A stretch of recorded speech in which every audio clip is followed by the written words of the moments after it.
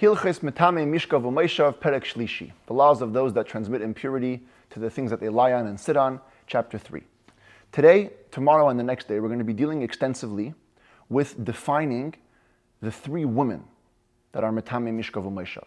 There's one man and three women. The Zav, the man with the abnormal discharge, we've dealt with him. Then we have the Nida, the Yoledes, and the Zava. A woman who is experiencing a regular period, a woman who gave birth, and a woman who is experiencing an irregular blood flow. Today and tomorrow we'll be talking about Nida at length. The next day, chapter 5, will be about Yoledes and Zava. A lot of details discussing the exact parameters of their impurity.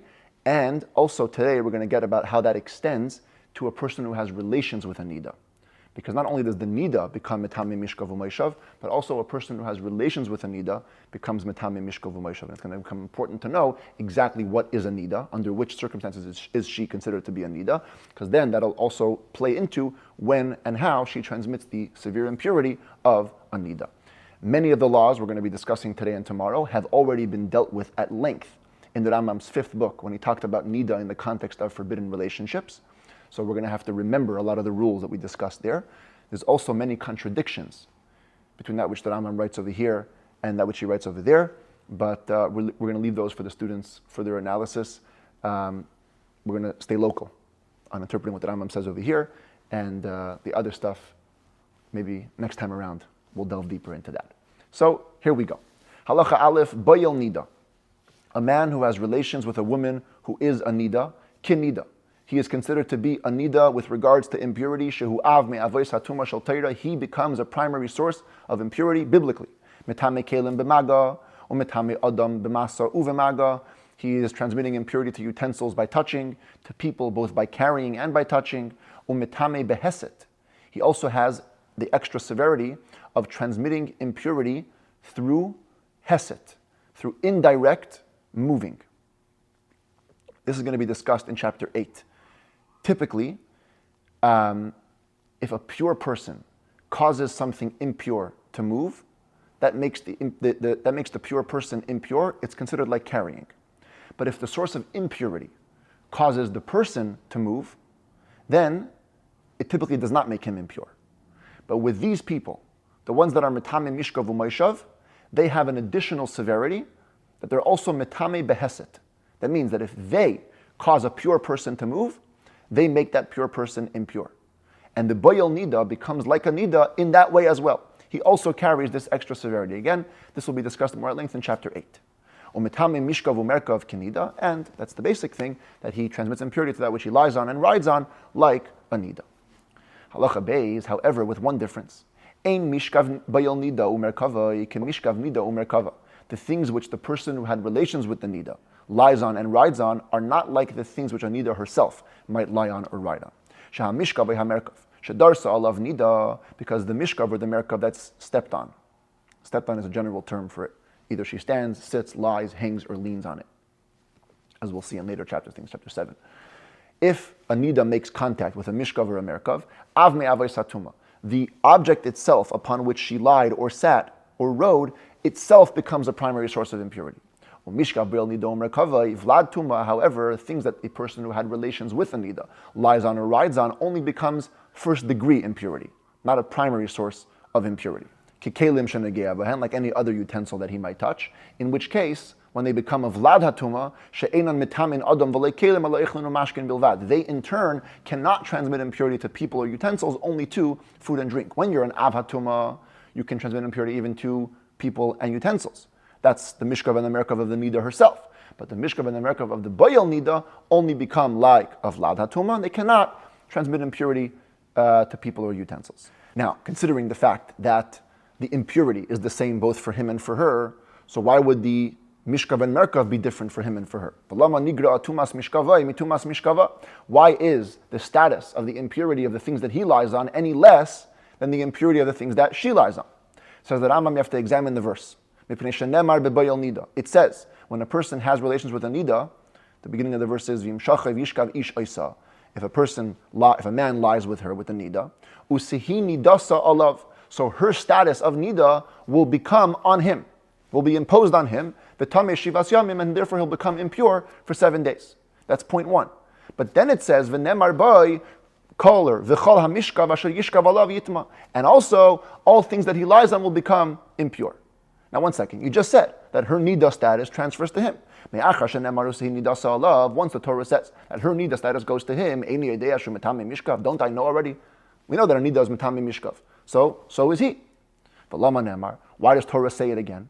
We learn from tradition that by saying it again, Torah is trying to remove the Mishkav from the general umbrella. As the Rambam enunciates it a little differently in his commentary to the Mishnah. Nidasa alav. The status of nida, that goes onto him fully. But the Mishkav, a little less. Torah is removing it from the stringent level of impurity. Having the ability to transmit impurity to people and utensils, and rather hangs it or moves it into a lighter status of impurity, mishkav vlad, in which case the things that he lies on is only a first degree impurity. It will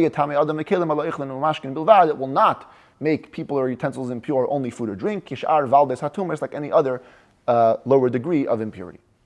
Halacha Gimel, Echad haba al hanida, even though we just said that it's boyel nida kenida, somebody who has relations with a nida, it becomes like a nida. The truth is, it's having relations with any of these women. Whether it's a nida, actually, oyal shemeres yoim keneged yoim, or on a woman who is guarding one day opposite the other. This is a woman who has irregular blood flow, but only for 1 or 2 days. If it's for 3 days, she becomes a full zava. If it's only 1 or 2 days, she only has to guard the next day. Make sure that 1 day is clean, and then she's scot-free. But during that 1 day, she's called a shemeres yoim keneged yoim, and she's impure. So if a person has relations with her, it's like bayal nida. Oyala yoldis, or a woman who has, or a man who has relations with a woman who gave birth. Same thing. The status of impurity is all the same. Bein kedarkan, bein shaloi kedarkan, whether it's the natural or unnatural way of relations. Echad hamayre ve'echad hagoymer, whether it's only initial insertion or complete ejaculation. Bein gadol shabal aktana, bein katan shabal agdela, whether it's an adult male having relations with a woman who's a child, a minor, or a minor boy, relations with an older woman. Mistame mishum bayol nida. In all these cases, if the woman is a nida, the man becomes impure on account of being a bayol nida. When do we say this? Minimum, the boy has to be 9 years old, and the woman has to be 3 years old. But less than that, he will not become impure on account of having relations with a nida, rather simply contact with a nida, because relations are not significant before that age. In which case you're only a vlad, lower degree, not a primary source of impurity. Same thing if a man engages in homosexuality with a zav, it's only like touching, not relations. Should be niv'al min azav. It's the same whether you touch him or have relations with him, by him, no matter who's the active partner. The point is, homosexual relations are only considered to be contact and not relations. Halacha dalet. Now we get into the status of the nida and the other women themselves. And for this, it's important to know the following 2 terms. These are going to keep coming up today and tomorrow. Okay, I put it this way, but let's go from the bottom up. The first term is what's called Metam'ei lemafreya. Metam'ei lemafreya means they are impure retroactively. There are certain types of women that if they do an internal examination and they discover blood, we back up the time of their impurity. We don't say they became impure just now. We say probably the bleeding began earlier. How much earlier? We'll see the details. But that's one category of women. Another category of women is what's called dayan shaitan. Dayan shaitan literally means their hour is enough. But we're going to translate it a little more lengthy. It is enough that they are declared impure only in the moment and going forward. Dayan shaitan means if these women discover blood upon an internal examination, they're only impure from here on out, not retroactively. Okay, these are 2 types of halachic determinations when it comes to women discovering blood in their uterus. So, the Rambam says the following. Hanida v'hazava b'shemeres yom keneged yom v'hayoldis.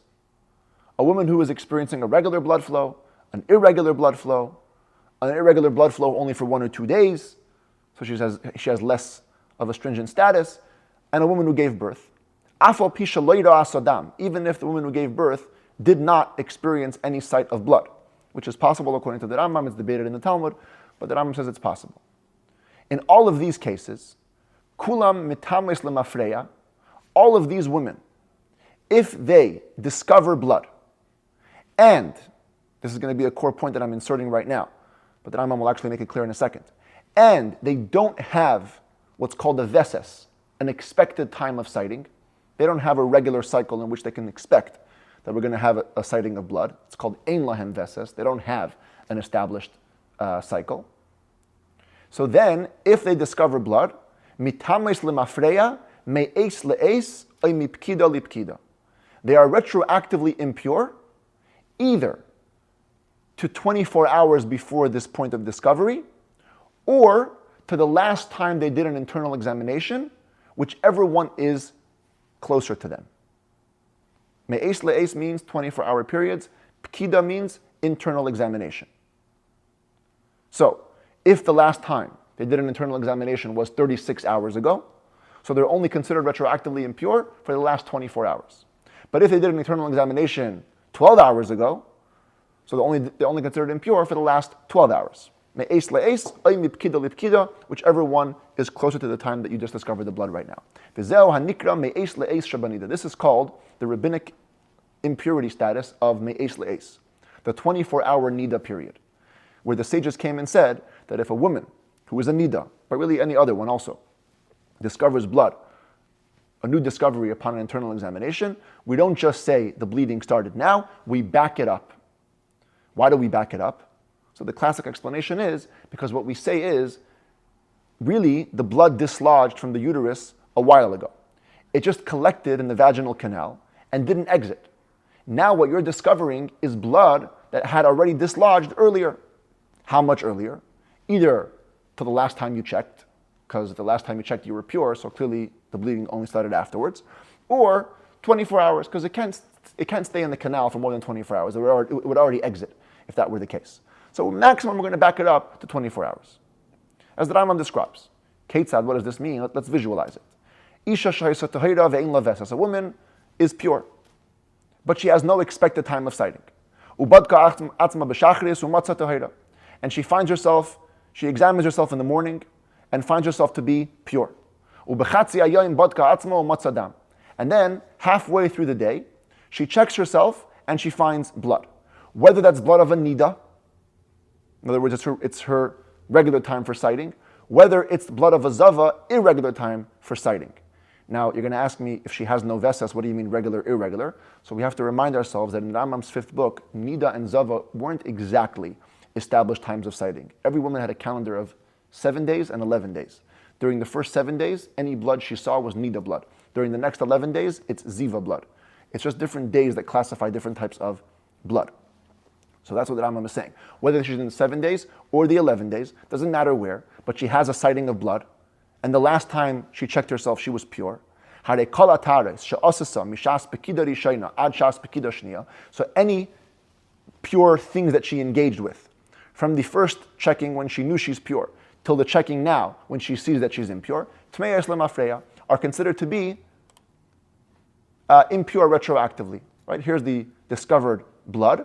So we say, 24 hours ago is over here. But during the last 24 hours, she checked herself and it was pure. So we only back it up to the point of the last checking. Let's say she checked today and she was pure. And then 2-3 days later, she does the next internal examination and she finds blood. So that's the opposite case. The last checking was before 24 hours.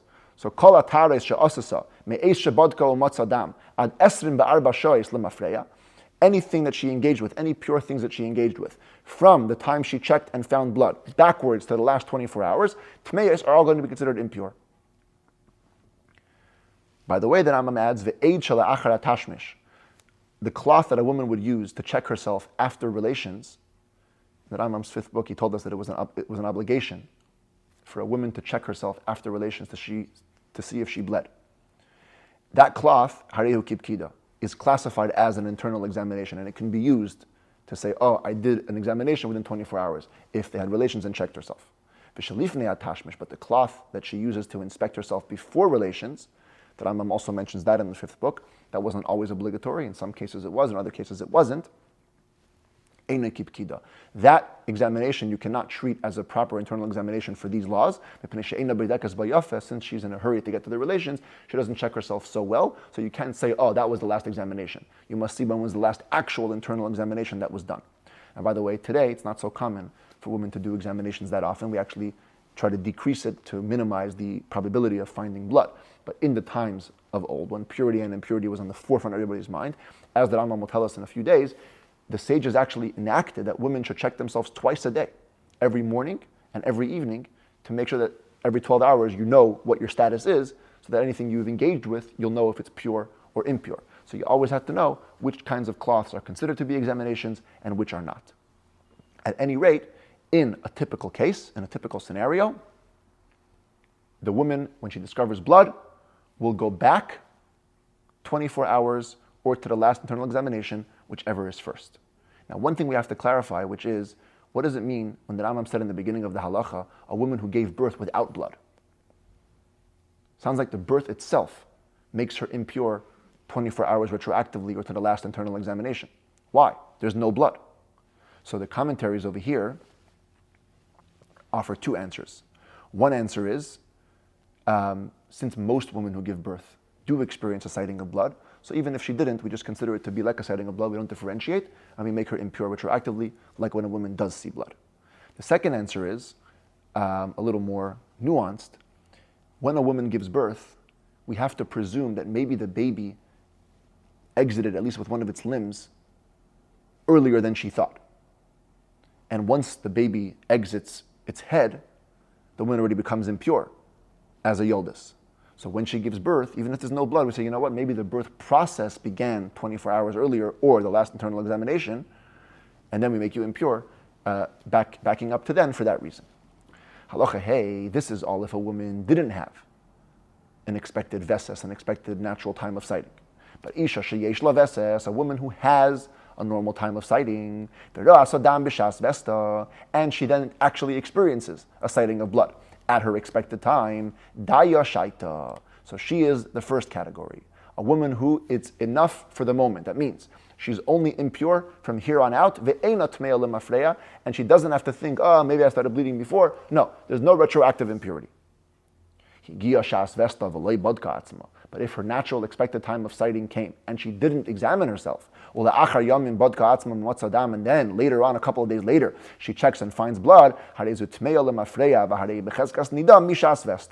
she goes all the way back, retroactively to the time of her sighting.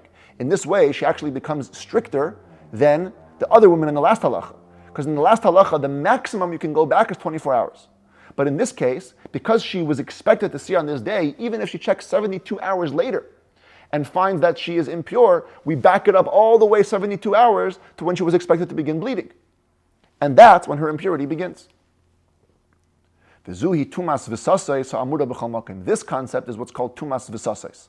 The last case was called me'es le'es shabanida. This is called tumas v'sasais, the tuma of natural expected cycles. Let's say she checked 72 hours after her expected time of sighting, but she's pure, totally clean. And she didn't examine herself when it was supposed to begin. So she's pure. Because we say that, I guess we missed a cycle or whatever it is. There's no blood. Halacha vav. Kol isha sheyesh la veses, any woman who has an expected time of sighting, targish ba'atzma, will find herself also experiencing physical symptoms, physical feelings, to accompany the onset of the menstruation. Mifahekes, either she'll be yawning involuntarily, oy misateshes, or sneezing involuntarily, oy chesheshes pikresa v'shipule me'eha, or will feel a heaviness in her abdomen or her lower abdomen opposite the uterus, oy echasta tsamrudis, or she'll get a goosebumps, but a heavy goosebumps, oy reisha kavid aleha, oy evareha kvedim nechayetzebelu, or she'll have a heavy head or heavy other limbs. Now, the relationship of these physical symptoms to the onset of the cycle varies from woman to woman.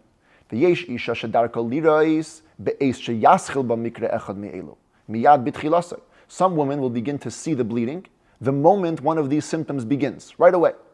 Some women will wait experience these symptoms for an hour or two, and then see the blood, only at the end of these symptoms and cramps. And some will see it in the middle.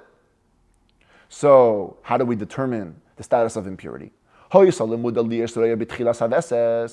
woman was from the first category, where she would typically see her blood at the beginning of the symptoms,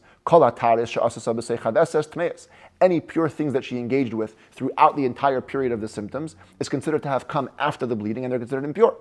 If she was of the category who would typically see the blood at the end of the physical symptoms, whatever she did during the time of experiencing the symptoms is actually pure. The suspicion only begins from the time she's expected to normally see blood until then she finds the blood. That's the maximum we back it up to. We only back it up to when she was expected to see the blood. Halacha Zayin, a new category related to Nida. Haraya Kesem, a woman who sees a stain. This is not doing an internal examination and finding blood. That was the last couple of halachas. This is a woman who finds a stain on her clothing or on her skin. And now, there's clearly blood coming from the uterus, but when did it start? Tmeya lemafreya ad eis hapkida. We have to declare her retroactively impure. She's in this category here, tamas lemafreya, all the way back to the last time she did an examination. And here again, she's stricter than the case in the previous halachas. Because here, even if it's past 24 hours, we have to treat the stain with more stringency. Remember, what's the logic? Why we, in the case of me'es le'es shebanida, why do we make it impure for 24 hours? Because we say that maybe you're seeing the blood right now, internal examination, but it probably dislodged 24 hours ago. But in that case, that's the maximum. It can't stay in the canal for that long. But in the case of a stain, all we see is the end result. We see blood on a cloth or on her skin. We don't know when it came out of her body. Maybe it came out a day ago, 2 days ago, 3 days ago. So we have to be strict. We have to ask her, when was the last time you checked yourself and know that you're pure? That's the last time we can assume you to be pure. After that, maybe that's when the stain came out. Also a piece of clothing that she finds a stain on. The clothing itself is impure retroactively. How much retroactively? Ad kama. How long? Ad shatoimar, till she can say with definitiveness. I checked the cloak and there was no stain. Even if she laundered it and she didn't check it. We can say, you know what? Maybe the stain came before the laundry and it stayed through the laundry. Even if you found the stain to be moist, probably came right now. We back it up to the last examination. Because I can say, the stain was there for a long time. Maybe now some water fell in it, and that's why it's moist. So until she cannot for sure say, I checked it and there was no stain, that's the point to which we back up the impurity of the cloth and we declare it to be impure. Any women that are in the category of dayan shaitan. Now, so far in this chapter, we only had one woman like that, a woman who has an expected natural time of sighting. Tomorrow, we're going to see that there's 4 other women: a woman who's pregnant, a woman who's nursing, a virgin woman, and a woman who's considered to be old. They're all dayan shaitan. If they experience an examination with blood, they're only impure from there on out. And the commentaries say, when the Rambam over here says, Kol hanoshim dayan shaitan, he's only referring to the woman we're learning about in tomorrow's chapter, not the one we saw in today's chapter. Others say it also includes the one in today's chapter. Anyway, what are we saying about these women? Kisman kiri yasan. The stains that they may discover are like blood that they discover upon internal examination. Same way the blood that they discover wouldn't make them impure retroactively. So their stains also do not make them impure retroactively. All the women who are impure retroactively, the ones with the not regular cycles, whether they see actual blood or found a stain, when we say that they're impure retroactively, we mean with the full status of a nida. Metam'ei Mishkav Merkav lemafreya l'tamei adam l'vgadim. Anything they lied on, anything they wrote on in the last 24 hours or to the last internal examination becomes fully impure to the extent of becoming an avatuma that it can transmit impurity to people and other utensils. Their spit, their urine is tamei retroactively. Even pottery utensils that are tightly covered, if they touch them in the last 24 hours, they become impure. But if they had somebody have relations with them, that person doesn't become a bayal nida, only a negea, only a person who had contact with a nida. However, if a woman saw a stain, even though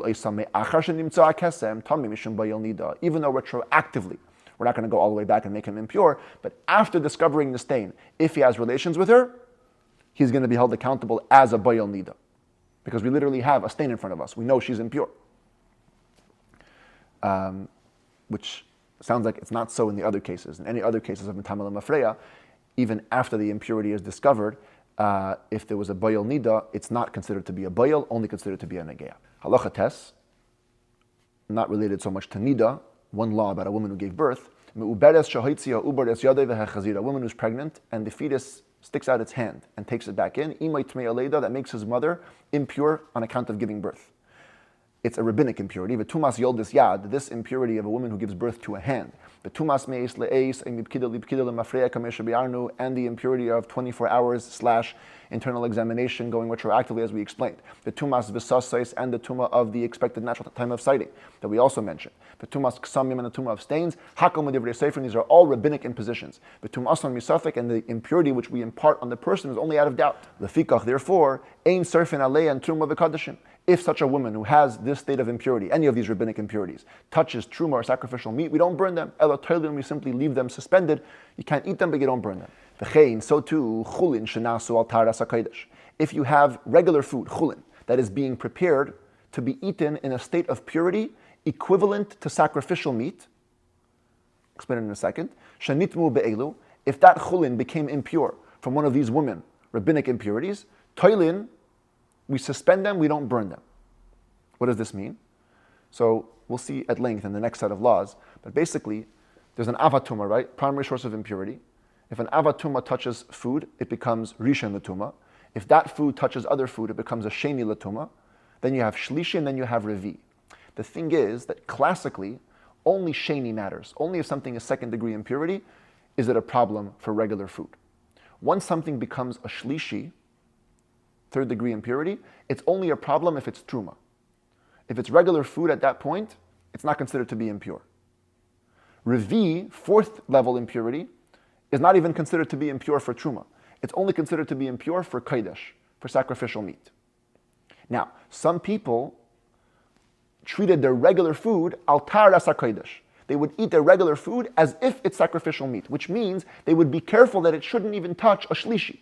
It shouldn't even touch something which is third degree impurity. Chulin al taras hakodesh. So what the Rambam is saying over here is these chulin, if they touched such a source of impurity, you don't burn them because they're not definite biblical impurity. Aval hanasim al taras hatruma, but chulin, which is being prepared to be eaten, on the status of purity of truma, which is one level up, they're careful not to have a sheni touch it. They don't care if a shlishi touches it, but they are careful that a sheni shouldn't touch it. The chulin hatvulin lechala, and in general, any chulin food which hasn't yet had the chala, gift to the Kohen, removed from it. Not only do they not be burned, they don't even become impure. It's all rabbinic. Basically, what comes out, what we're saying, is shekol achas me'elu hanashim. All of these women that we mentioned in today's chapter, umishkavan umerkavan, and things they lie on, things they ride on, verukan u'meraglei, and their saliva and their urine, ubayil raya kesem me'achar shenimtza kesem, or somebody has relations with a woman who saw a stain after she discovers the stain, ubayil yoldos me'achar shiatza iver v'chazar, a person who has relations with a woman who gave birth after one limb came out and went back in, kulan avayis tumois medivrei seifrim. All of these are primary sources of impurity, but only rabbinically. And therefore we treat them a little bit more leniently than we would treat a biblical av hatuma.